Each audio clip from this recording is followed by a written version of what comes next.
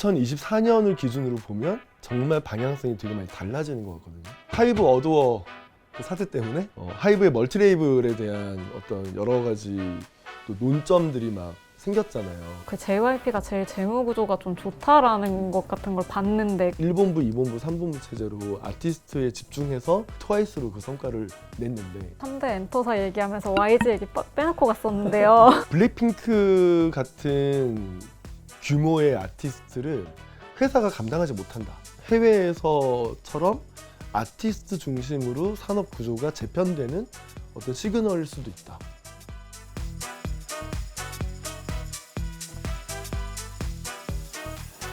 얘기 들어보니까 이 K-팝이 어떤 하나의 비즈니스 모델에 되게 축소판 같다는 생각이 들었는데 그 3대 기획사의 전략과 앞으로 전망 어떻게 보시나요? 3대 기획사가 됐군요. 제가 임의로 붙였습니다. 다르게 아닙니다. 3대 기획사로 해야 되냐, 4대 기획사로 불러야 되냐. 그러니까 예전에는 그냥 누가 인기가 있어, 뭐 누가 돈 많이 벌어라고 했는데 요새는 누구나 다 엔터에 대해서 얘기하는 것 같아요. 10년 전, 15년 전에 제가 K-팝에 대해서 정말 열심히 글을 쓸 때 3사들 비교해 주세요. SM, JYP, YG는 뭐가 다른지. 재밌는 거는 이 회사들은 아티스트 개개인보다는 회사 브랜드가 되게 중요한 것 같다.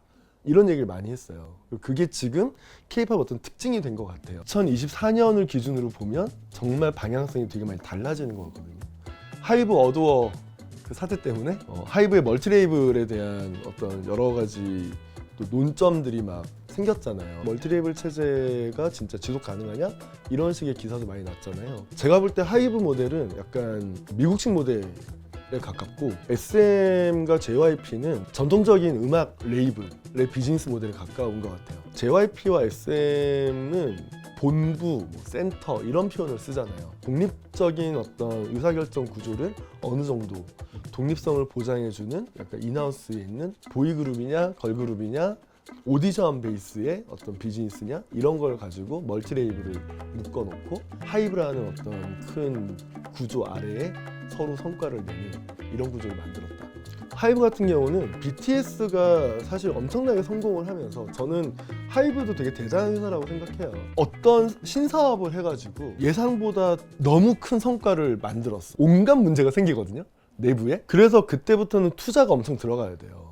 근데 그 투자가 들어갔을 때 운영 이슈가 엄청 생기거든요. 저는 하이브가 BTS로 성과를 냈을 때 이 챌린지를 굉장히 잘 수행해냈다고 생각해요. 그런 회사는 없다, 사실상. 그러면서 방향이 음악 그룹의 형태로 가는 모델로 간 것 같아요. 그게 멀티레이블이라는 체제고, 그게 약간 저는 미국으로 치면 유니버설이나 워너나 소니 엔터테인먼트 같은 회사들이 하고 만든 구조하고 비슷하다. 이 멀티레이블을 했을 때 좀 얻을 수 있는 이점은 뭐예요?